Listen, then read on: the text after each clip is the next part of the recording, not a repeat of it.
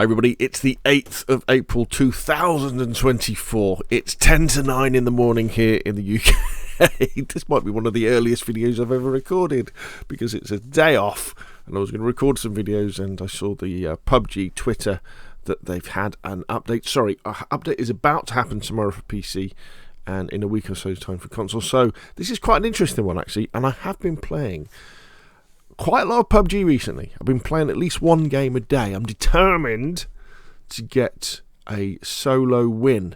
And I've been enjoying myself as well. So let's have a look to see what's coming in patch 29.1. Okay, so it goes live tomorrow on PC on April the 9th and in console in 9 days' time on April the 18th. Now, I'll put a link in the description below this video to the patch note page because you'll want to watch the video. It's quite a nice video, and as I said, there's some really interesting stuff in this update. So let's scroll down. So world Rondo. So this is only going to be on Rondo to start off with. New feature, Destructible Terrain. Unveiling the Destructible Terrain feature, the first chapter of the environmental destruction feature we've announced in our 2024 roadmap. So there we go. Picture of a hole. You can now destroy terrain to create cover when engaging in battle within open areas. Terrain made of concrete, cement, rock or stone is not destructible. The frag grenade, mortar, Panzerfaust, Stucky bomb, C4, vehicle explosion and pickaxe can be used to destroy terrain. The maximum depth is 1.3 meters, which is about 3 and a half, 4 foot deep. If you destroy terrain near an externally located wall, the terrain beyond the wall will also be destroyed. Objects within the destruction range will only be destroyed if they were previously destructible. Items in the area of effect will not be destroyed, and installed items will be converted into dropped items. Folded shields installed within the destruction range will have their durability reduced, and deployed emergency pickup will not be cancelled. So there we go. Dev's comment. We've all had moments of frustration when we faced enemies in areas with limited cover. The Destructible Terrain features we're introducing with this update was designed to provide a breakthrough in such situations. As outlined in our roadmap, our goal is to go beyond mere environmental destruction and open up new strategies and tactics. Through this edition, we aim to infuse PUBG with greater dynamism and unpredictability, fostering an advanced strategy. Furthermore, we will continue to develop and expand upon the environmental destruction feature, including this update's Destructible Terrain feature. Sorry, I ran through that really quick because I think this is really exciting, being able to make holes. Because just as he said, I mean, I've played an awful lot of PUBG solo games over the last few weeks, and there's been many times, especially on like Rondo and Deston, they're particularly bad for this, where the circle will end in quite an open area. And then at that point, there's an incredible amount of luck, I think, depending on where you are, how many smoke grenades you've got left. Do you have a vehicle with you? That sort of stuff. Now, I know you can control a few of the things, a few skill, but if you could just simply toss a C4, down and run away for a bit, or chuck a grenade down, and it would blow a hole in the ground which you could then jump into, so you could then have a little bit of cover, and they're not completely deep, so it's going to be interesting to see whether, I guess probably if you crouch they can probably still see your head. I would imagine you probably have to go completely prone and lay flat to be invisible, but that just gives you that option, doesn't it? And I know for me it's one of the first things I'll be doing. Because we've all been in that situation where you haven't got any smoke grenades and you've got to get to the circle, and the circle is bare, and you're like, what on earth am I going to do now? And with this, you can lob a grenade, hopefully, and it'll blow a hole in the ground, and at least you've got another chance then to jump into this hole. And maybe it will protect you from grenades as well that explode nearby. So it's going to be, I think it's really interesting. It's great that PUBG are bringing this feature in. Yeah, love it. Really love it. It's because I'm so crap at Gunplay. Because I stopped playing PUBG seriously for a good couple of years. Didn't really play seriously. Coming back to it now, obviously everybody is a crack shot who plays PUBG on console now, and so I really struggle with that. But this is going to be great, I think. But it's only on Deston. New weapon, pickaxe. Introducing Rondo's new melee weapon. The pickaxe looks quite perfect destroying terrain, doesn't it? So there we go. So you can hit people with it, but more importantly, you can dig holes in the ground with it. EMP zone. The following change has been made to the EMP zone to enhance the overall gameplay experience. The frequencies of occurrence has been reduced. Good. Will not be created after Phase 2. Excellent. The time it takes for the EMP zone to activate after the warning message has increased, so you can get away from it in your vehicle faster. The explosion sound has slightly decreased. Yes, 'cause it was a bit odd that it is explosions, isn't it? So it's a bit. I always thought the EMP zone is an interesting idea, but the way that it's implemented is a bit odd. The fact that you have that on the map, you have the kind of sparkly bit appears, doesn't it? You're like, oh, I better get out of here fast, especially if you're in a vehicle, because your vehicle stops. You get out of it, and there's an explosion, and then it has the effect on your vehicle and your sights and stuff like that. So, but I like it as an idea, though. I think it's an interesting, to set off an EMP bomb. Emergency cover flare. Modifications have been made to the emergency cover airdrops. These are the concrete triangle things that drop from the air when you throw an emergency cover flare. Emergency cover airdrops per emergency cover flare have gone from 3 to 2. The size has been slightly reduced. Both the distance between each airdrop and its descending speed has been reduced. I've never had a chance to use one of these in combat, so I don't know. We've improved the in-game challenges in response to player feedback. Yeah, they're a bit odd, aren't they? The in-game challenges.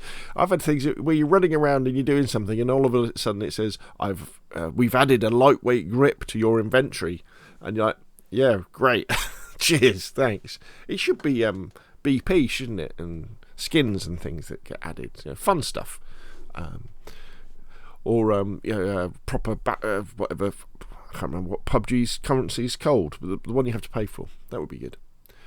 Some challenges have been removed or modified due to their misalignment with the difficulty level, being too challenging to complete or overlapping with the rewards. Additionally, new challenges have been added, e.g. loot oneself AED, when in fact it would be a better idea to have the AED as a reward, wouldn't it? So if you do this, this and this, you get an AED. The challenges that require you to travel a certain distance or deal a certain amount of damage have been modified. Rewards that overlap with the challenges or have low acquisition rates have been removed or changed. The number of emergency cover flares available as rewards has decreased.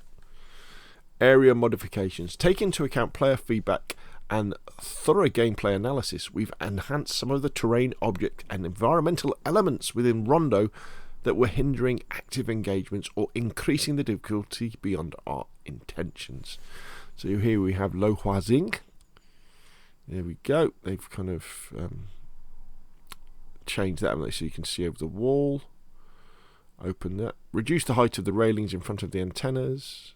There we go. We've got a new bridge there. Always good.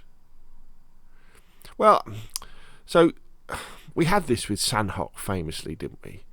And when they made the rivers narrower, and especially with Erangel now, where there's multiple ways to get across from the military base to the mainland, or vice versa, where you've got bridges, you've got ferries, you've got the speedboats, all this sort of stuff. And the problem is that as you're adding more bridges or more ways to get across rivers, or you're removing choke points, and choke points are chances for player interactions in a nice way, aren't they? So I think sometimes that's a little bit of a pain, because you're kind of taking off all the sharp edges from a map. You're blandifying it. You're making it easy for people when they could be getting into have to think further ahead. Minimap has been updated to mirror the above changes. Based on player feedback, we're making the following gunplay adjustments. So the Scar's getting a buff, the AK's getting a buff. The Panzerfaust is being slowed down in the fact that the way that there's like an animation for equipping it, so you can't whip it out like you used to be able to and fire it.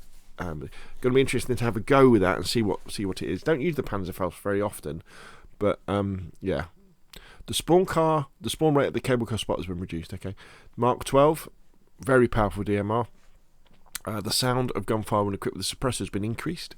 Firing from the driver's seat. Now this is very interesting. So what they've done is if you're in the driving seat and you're firing, so you're firing with the pistol, they've increased the bullet dispersion, which means that there's more randomness to where the bullet goes, and they've limited the range of movement that you have in aiming. Again, we're going to have to look this in game, but this is a bit that I think they should really, really nerf this. It should be very, very, very difficult to hit anybody from a moving vehicle.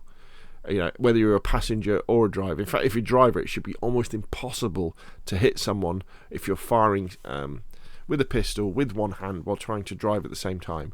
You shouldn't be able to do it, I don't think. Or it should be very, very difficult to do.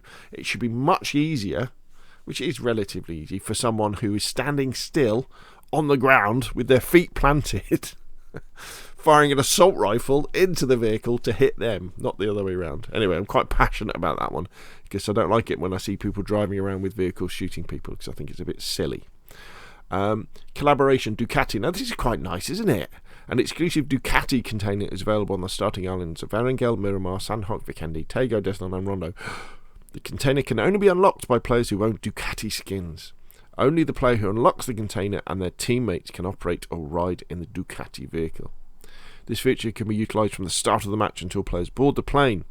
Available in normal, match, ranked and casual. The Ducati container is available for 1 month. They don't tell you how to get the Ducati, but obviously it will involve money.